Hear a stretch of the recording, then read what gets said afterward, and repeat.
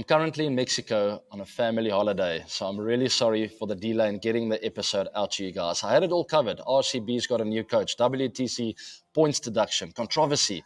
It was all happening in the cricketing world, but I decided to change course and catch up with an old friend of mine who recently retired, and he had one incredible career.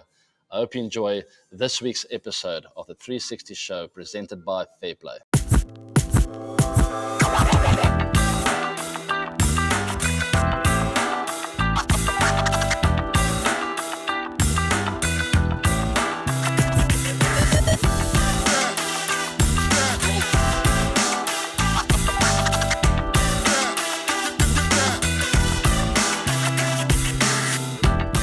We're watching a very high-class player.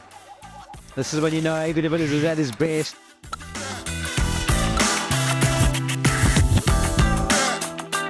Last week's quiz was all about Stuart Broad and how many times he got me dismissed by getting me bowled. So while we're here, he is the man I'm going to interview, by the way, so stay tuned. Let's just quickly cover the winner, Jaya Prakash. Congratulations. The answer was once. Can you believe it? He only bowled me once, so I feel a little bit better about myself. Dismissed me 10 times though, and we also covered that in the interview. I hope you enjoy it. Let's have a look at this video quickly. There's the dismissal. If I'm not mistaken, it was at Headingley in a test match we played there. I consider this a little bit unlucky. Maybe my bat wasn't completely vertical. Yeah, unlucky, Abes. Next time, let's pause it right there. It's enough of that. We know you dismissed me 10 times in Test cricket. Got me bowled once. Congratulations, Jaya Prakash. But now let's move on to the Stuart Broad interview. Let me actually ping him because I think he is on standby. Cool, here we go. I hope you enjoy it.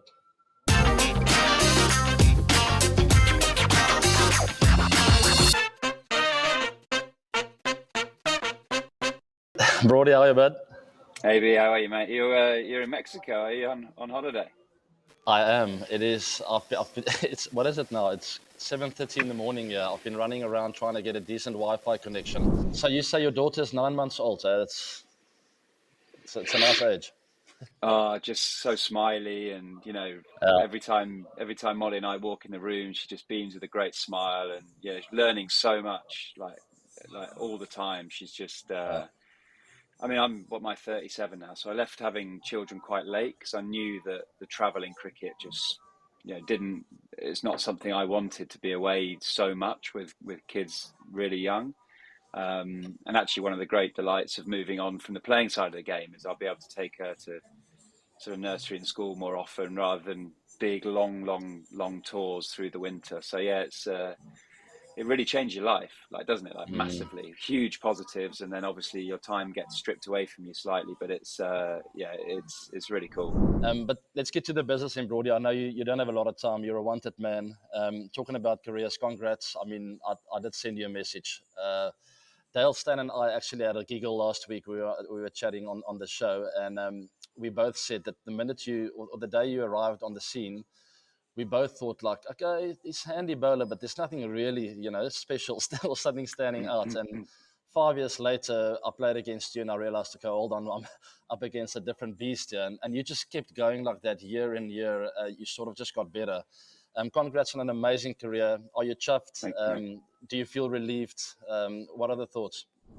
Yeah, ultimately, moving on from the game, I think is one of the toughest decisions you could ever make. And for me, I wanted to still love the game. I wanted to still know I could compete at the top level when I moved on. And ultimately, I wanted to finish at the very top. I never wanted to get to the stage. I'd almost say one of my biggest fears was playing against someone, say bowling against a 20-year-old opening batter and them going, I'd heard he was good, but he's rubbish. I knew I wanted to try and finish while I could still do it. And I think, probably me and you are very similar. If we maybe went, there could be that feeling that we might have gone 6 months too early or a year too early, but ultimately I never wanted that feeling of going 6 months too late or finishing just, my last act on a cricket field being a torn hamstring and you're never seen again. And I think that was probably it was tearing my mind to bits. Like, should I retire? Should I not? And I don't really like the word retirement because it's, we're changing careers or changing career paths or whatever. But it was tearing my mind to bits a little bit. But as soon as I really, really got to grips with the feeling of wanting to finish at the top, wanting to go on my own terms, and actually finishing England versus Australia for me has always been quite like a pinnacle of my career in Ashes cricket.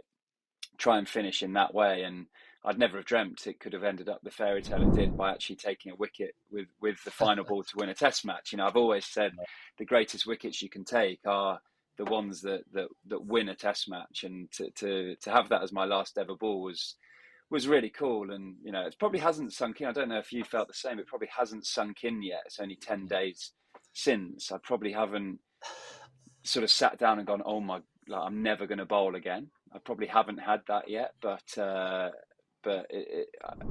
have no regrets. I feel very calm, very relaxed about the situation, and very happy that finished on the terms that I did. It's funny, you're going to do the full circle now. You started in the backyard and now you're going to end in the backyard again. So you're not done bowling, Broady. No, exactly. You still have a few overs left. No, it's a great point. It was something that physically I'm actually still there. I could still go and hit balls, and I actually did hit some balls the other day. And I mean, it still feels really good when I'm at the wicket. It's just much deeper than that and much more complex. I just felt mentally at the time I'm ready to go, and it's more from the heart. I felt like when I played, I always wanted to be on the top. Like when you retired now, you're on top of your game. You knew exactly what was going on. You're killing it.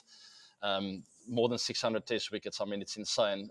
For me, all those things sort of disappeared, and I had to go back to like playing for the passion of the game and not just trying to be the best in everything I do and being on the top, And then the minute that sort of started fading, I felt like, I don't know. Anyway, I think you timed it to perfection. By the way, you're not 29 anymore. Mid 20s. We're pushing on, and I think I mean you've achieved everything you wanted to achieve. I think it was a great move. I wanted to talk about that actually when you sort of specialised in Test matches. I think it was a great move. I don't know who made that decision. If it was ECB or a personal decision, but I think that was a massive pivotal point for you to really make that career a bit longer, and ultimately finishing more than 600 Test wickets. What happened there? Who made that decision? Yeah, I mean, it wasn't necessarily my decision to start with. I think I actually played my last ODI game against you. My last one was in Cape Town, but the previous one was at the Wanderers in 2016. So we had a bit of a disastrous World Cup in 2015, and there was quite rightly a big mindset change with Owen Morgan taking on a sort of full-time role as captain, and not setting the target of just even catching up with the rest of the world. It was like, right, England are trying to go and set the standard for the rest of the world, because we'd fallen quite a bit behind in the 2015 World Cup. All the batting units were making use of the extra fielder in and really scoring big. If you look back at that, you scored a great 100 at Sydney, didn't you? I think Guptill got a double 100 at Wellington, and the scores were, pretty strong. And I think you need personnel change when you do look to sort of have an influence like that. And ultimately, I think, so it wasn't my decision. I would like to have carried on playing more white ball cricket, but ultimately it was the best thing that happened to me to focus on that one format, because the amount of times playing all three formats, I'd come into a Test match or even an ODI feeling a bit jaded, particularly in the pomp of our era. We'd play a Test match finishing on a Monday, and we'd have a T20 starting on a Thursday. And it's like, right, okay, well, I've got one training day. I need to practice my Yorkers quickly. I've not bowled them for 8 weeks, but get them in. And physically, I felt like it was a little bit more survival mode physically, rather than actually, this is my ultimate goal. Every Test match, I'm going to give my heart and soul. And I think when Jimmy and I at the same time sort of focused solely on Test match cricket, it gave me bits of blocks of time to freshen up, get the body right. I was mentally fresh pretty much every Test match, apart from the COVID years. I'd say I was mentally fresh pretty much every Test match I went into, which is pretty rare for international cricket, I think. Wow. And gave me a real like focus just to try and dominate that space, dominate the test Sure. space, work on my skills, keep improving on those particular skills. And actually, I think from 2015, 16, my injury record got better. You know, I had one really bad calf injury, but I didn't miss a huge amount of cricket through that. But I just think not having to transfer my skills as a bowler through the different formats consistently allowed me to set some new goals in Test match cricket, and ultimately I did that through my love of Test match cricket and following my heart and my love of bowling with a red ball, and the art of working out a batter in the middle, and the game of chess that Test cricket provides, and actually realizing my set of skills was better aimed towards the red ball rather than the white ball. You know, I probably had a choice in or a decision to make in 2015, 16 of, if I'd have gone to Owen Morgan and gone, Morgs, okay, I'm going to move away from the red ball game. I'm going to give my heart and soul to white ball cricket. I'm going to become the best middle overs bowler for you. Tall, hit the pitch, take wickets through the middle period. What do you think? It'd be interesting if he said, yeah, come and do that for me. And then you have a bit more decision. But I sort of fell in the way of Test match cricket. It was my ultimate love. It was what I sort of grew up on. And my dedication become the best Test match bowler I can be. And you know, to be here at 37, having just moved away from the game, if that decision wasn't made in 2015, I'd have been a 32, 33-year-old bowler finishing up, because just the wear and tear on all parts of your body probably would have been too much. So yeah, I think, you know, the words like legacies or what you leave your imprint on the game, I think mine will be in the red ball arena, in the Test match arena, and probably just the longevity of time I've played. I'm certainly, I believe Dale Stains's like the bowler of our generation. Glenn McGrath's that my hero growing up. Sean Pollock's my hero growing up. I certainly don't put myself in the quality of those bowlers, but my longevity and the amount of cricket England play has allowed me to get up there numbers wise with the number of wickets of 600. Sure. Broady, touching on that about Dale Steyn, I do think both of you had that incredible ability to step in at times, to come in with a 4 or 5 over spell and just to rip the game open. And there are not a lot of bowlers that could do that. With all due respect to Pidge, I watched him for ages, but he was more about consistency, really having a lot of patience, accuracy. But you and Dale always had that ability to come in and to take 5 or 10 and say, boom, thanks, Test match done. And that is an incredible skill to have. But to come back to that other point, I think that's where the game's headed. I don't know if there's a lot of room for 3-format bowlers anymore. Maybe batters can get away with it. But if you really want to be the best in the world, I think you're better off maybe picking 1 or 2 formats, making sure you're fresh all the time. I certainly felt through my 30s at times like I just can't keep doing it, in all formats all the time. Because every time you have to try and you almost feel like people expect you to pull off something special.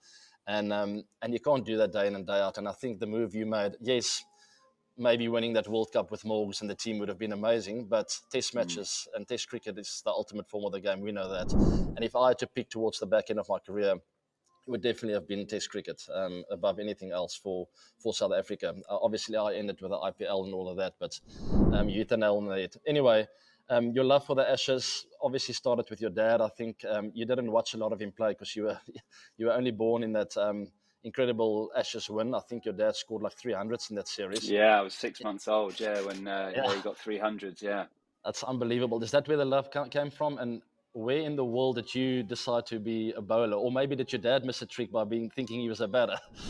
Yeah, I mean, to be honest, Dad played 86, 87, and was a professional cricketer through to 94. A lot of kids grow up with, Postman Pat and Bob the Builder. I grew up with the Ashes 86, 87 video on, watching Dad play. So, cricket was, I must admit, I did all my learning in the back garden. It was, just playing, like taping up a tennis ball, bowling, and playing with friends in, the park and stuff. That's where my love of the game came from. I like to watch it on the telly, and then I like to play it in the back garden. And I'm a big believer with, kids. with cricket, until you've caught that catch, until you've nipped one back and knocked off stump power, until you've hit that six, it can be hard to fall in love with our game. But that feeling of when you do hit your first six, or you score a few runs, or you take a great catch and all your teammates run towards you, that's the addictive feeling that you want more of. And you know, for me, I was lucky with the participation of it. I had friends who play cricket. I went to the local cricket club, played a bit at school, and with playing other sports as well. I think that's really important for young kids as well, because it makes you more of a rounded sports person. But I was an opening batter growing up until probably 16, bowled a few sort of little dobbly away swingers, and I had a growth spurt at 16 and a half. I grew a foot in a year, one whole foot in a year. So, That sounds you know, it was painful. one of those, yeah, you know, like getting back to school, everyone was like, oh, you've been in a grow bag and all that sort of stuff, you know, the typical things. But suddenly, as a bowler, you bowl the ball from a foot higher, bounces through and carries. And I almost look back at fate sort of helped my career. You know, I changed into a bowler. I could always bowl, but the height made me a different type of bowler. And Wow. actually got signed for Leicestershire as a 17-year-old as a batter who could bowl, and then had I went away in Australia, played for a winter, came back as an opening bowler who could bat a little bit at the end. So I think I always had a bit of a love for batting, but bowling was the thing that really got my juices going. It got my competitive spirit, like moving. I loved that feeling of working out my opposite number, trying different things, and I think deep down bowling was my ultimate love, and taking wickets always gave me a little bit more of a buzz than scoring runs. I can't believe your answer led me to this, but I'm going to have to say it now. I'm going to have to go there. You got me out 10 times in test matches. It kills me to say it. But talking about plotting and planning and working out I sort of batters. wonder, like, how did I can't even think, like, what was your weakness? How did you get out? You I'm just not thought I was sure. rubbish, so you tried to whack me. That was it. No. Maybe in the early stages of our careers, I felt like I could come out of the crease to you, so I felt like bowled and LB was out of play. And then it's just a matter of being patient, which I sort of lost in that last series we played against each other. I was a little bit off balance. I started well in the series, which was odd. And then all of a sudden, my wheels came off there, the Wanderers and at Centurion. And I started really pushing wider, and you just kept pulling me Did wider. you? Yeah, you inside nick one at the Wanderers, didn't you? That's right. Early That was a good doors. delivery. I had the line covered. There's not much I can do about that. But I'm talking about Centurion specifically. Jimmy got me out of LB with an in swinger. I was completely off balance, and you nicked me off. It was about seventh stump, and I just kept feeling it. But you had that little roller going that you never had before. The leg cutter, So yeah. I absolutely hated that. From a very young age, actually, when people just sort of took a bit of pace off and just played around with the ball, I never enjoyed that. I want the bat on ball. I wanted the pace. So maybe that was. I can tell you something about that ball that bet that no one knows this, and only Johnny Bairstow, whoever's wicketkeeper. At the end, when I'm going to bowl that ball, at the end of my mark, I pick my sleeve up like that. And that's the signal to the wicketkeeper to come a yard forward to try and catch the nick, because it's going to be slower. I was wondering about that. I thought, Pretoria's not that hot. Why are you? So I always look around, pull my sleeve up, and Johnny Bairstow creeps in. That is smart. Now, it was a great skill you developed there, and it was really tough to master. I mean, if I was in the top form of my life, you'd be okay with that. But when you're a little bit off balance, you're not sure where the off stump is, you're not playing it as late as you want to, you're always going to be in trouble. Okay, Broady, our time's almost done. Just quickly, playing under Baz and Stokesy, it must have been very refreshing. Just your thoughts, just a 10, 20-second answer about what your theory is about why it worked so well. No pressure on result. The complete relinquish of fear of failure, because the ultimate goal for the team is to entertain the crowd and have fun. Ultimately, we're in the entertainment business, so people are buying tickets to come watch the team. So they can have as much fun watching someone get 40 off 30 balls than they can watching someone get 40 off 150 balls. So if you have your number one goal to entertain the crowd, you can succeed getting 15 or 20. or taking a great wicket rather than elongating the game. So I think that's been the most refreshing mindset for me, because the fear of failure is gone as long as you commit to the process of entertainment and playing in that style. And it's been an incredible turnaround, and with arguably the same players that we had before. And I think Stokes is so authentic in the way he plays the game to that style. It's very easy to follow him as a leader. And it's very great for me to say that the last 14 months were the most enjoyable of my career, because a lot of professionals would probably say I was tired and I was just falling off the edge. Whereas I can honestly sit here and say, last 14 months, best of my career, loved it, move away from the game with a big smile on my face. Yeah, I could see you enjoying it, and it's absolutely genius to play that way. What I do love about it is you force individuals to be selfless, and I've always really tried to push that as a player and as a leader. Very frustrating at times when you know there are players around you that are really so focused on their own stats and own milestones. When you can get like a collective group of individuals just focused on what the team needs to achieve, and I feel that's the way you guys play. Sometimes you're going to walk off the field with your tail between your legs, but ultimately you're committed for the bigger goal, and that's to play a certain brand of cricket. So it's absolutely genius, and well done with that. And what's next, Broady? Bit of commentary, or what are your goals? Yeah, a little bit of commentary that I've done throughout the 100. I signed up for those dates back in sort of February. So, I mean, a few people around the ground are like, blimey, you've hopped into this quickly, but they were always in place before I moved on from the playing side. But pretty quiet winter. Need to get the golf handicap down a little bit from where it's at the minute. You know, I'm going to take a bit of time just to rest with the family, spend some time with Annabella. You know what Test series are like. We played 6 back-to-back games with the Island game. So I haven't seen much of my partner, Molly, and my daughter, Annabella. So I'm just going to sort of relax a little bit. We're moving house next week, so that'll be good to sort of get into a new place and settle in. And then reassessing the new year, really, have a look at what's coming up. I've got a couple of pubs that I help run in Nottinghamshire and Leicestershire. So try and get a little bit more involved in growing that business and, see where the wind blows, really. I've not got anything too set.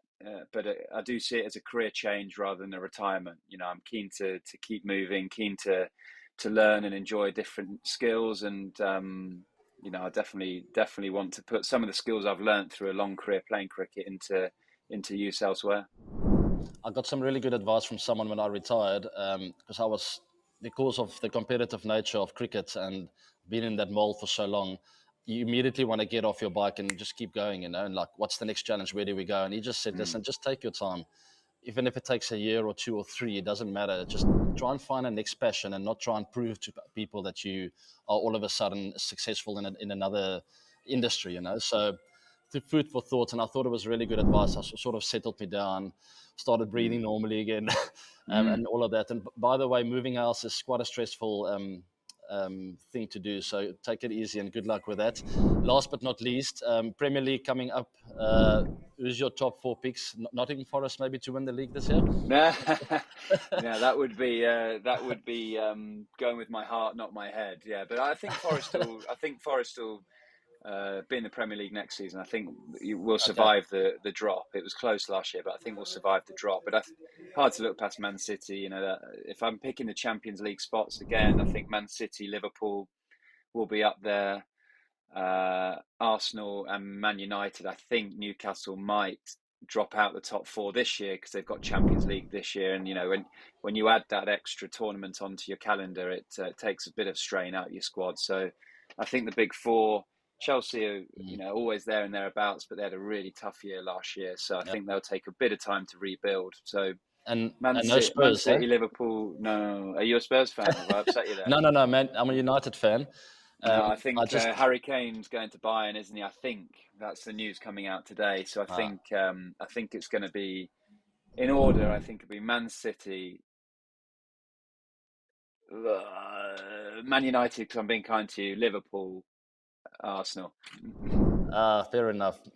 Okay, Broady, that's enough. 27 minutes of your time. Thank you so much. I know you're busy at the moment, and good luck with moving house, and send my love to the family. And once again, what an unbelievable career. Well done. You were all over me with the red ball. It was tough to take, but I'll say it online here. So congrats with a great career and all the best with the next chapter. No, good man. Thanks for having me on. Cheers, bud.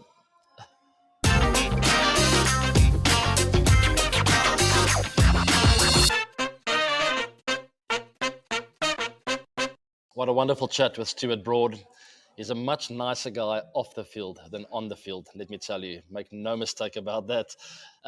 Hit me up in the comments. Let me know what you think of the interview, maybe some of the incredible moments of his career, your favorite moment of his career, maybe the favorite dismissal. Let's talk about him. He deserves it. He's an absolute legend. I didn't think in the start of his career he would end up where he did, but he turned things around for me, thinking that he's one of the best bowlers to ever play this game. Congratulations to him. What a top man, and all the very best with the future. Now for this week's quiz, let's cover the question quickly. Name all the batters who've scored an IPL century for RCB. Hint, RCB batters have hit 17 centuries between them, us. I think that's another hint there, saying that I'm one of the guys. But let us know what you think. Name all the batters who have scored an IPL century for RCB. Very good question. It's not a very long list because we know Virat. Oh, they're giving away an answer already. But we all know Virat is there. I want the rest of the names. Good luck. So good luck with the quiz. Remember to submit your answers in the descriptions down below. I hope you guys get it right.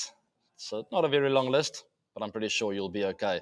We're not going to cover news today. Nothing about RCB and the new coach. Nothing about the WTC points deduction. There's a bit of controversy around a few things that I wanted to touch on, but Stuart Broad was the main focus for today. And let's leave it at that. Next week, something special will happen where I promise you we'll cover everything, and everything you want to know will be answered. Let's move on. I decided to cover a little, or spend a bit of time on ABReacts.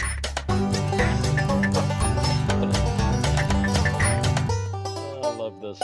And first up, a tweet that I absolutely loved, Bumble.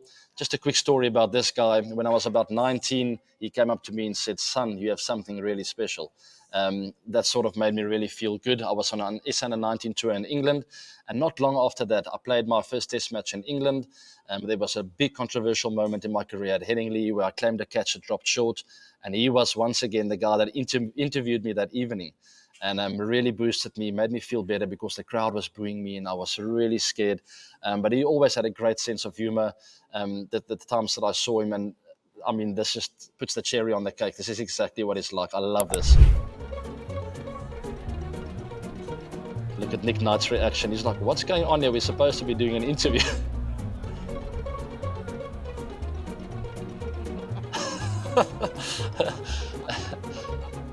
I love this.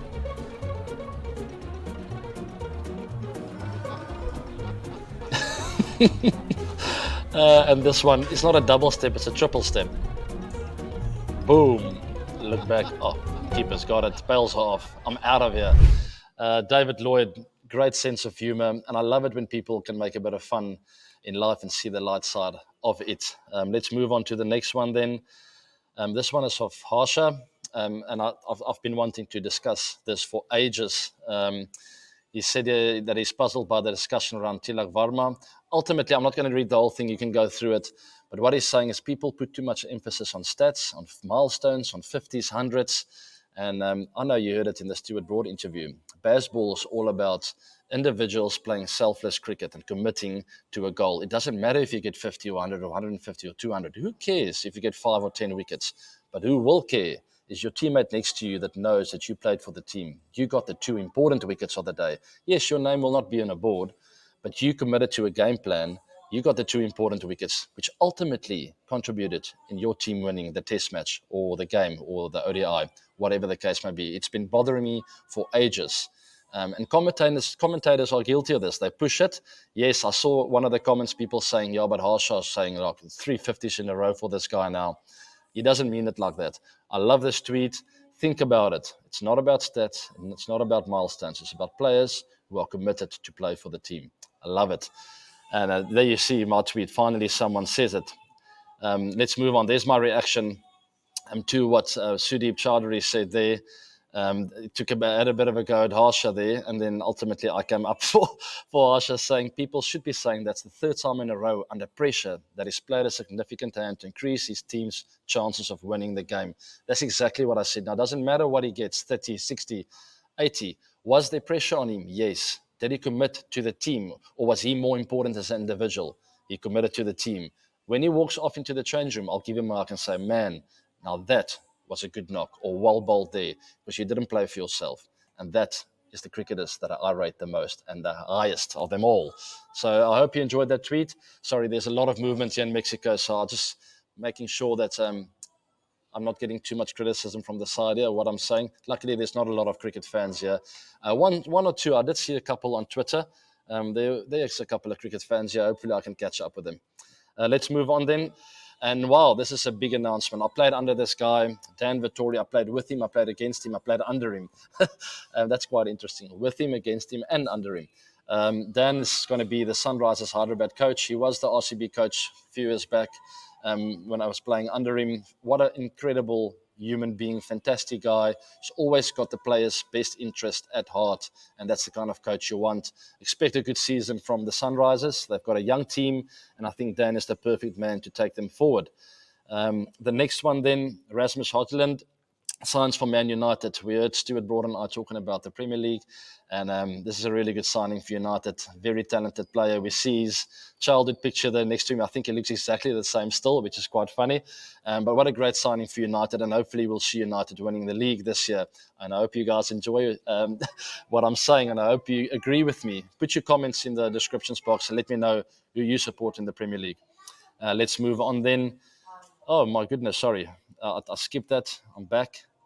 And thanks for all the comments, guys. This is just you guys and showing you that I read what you guys say. And thank you for all the compliments saying from at the top and in the middle there. Thank you for doing all these interviews and sort of just sharing ideas about cricket, about life, and all of that. I absolutely love it. So thank you for taking your time in watching it. I love doing this. The interview with Dale Steyn was so enjoyable. And yes, some batting tips I seen in the middle will definitely be coming. I've been talking to the team over there in India. We have got something very special lined up, so stay tuned for that. I'm going to share every single thing that I know about batting and fielding, and not much about bowling, even though I got 2 test wickets. But I'm going to be sharing some stuff with you guys in the near future, so stay tuned for that. And that's it. See you next week. Finally, that's the end of the 360 show presented by Fairplay. I'm here in Mexico. Hola, per favor, gracias. Until next time.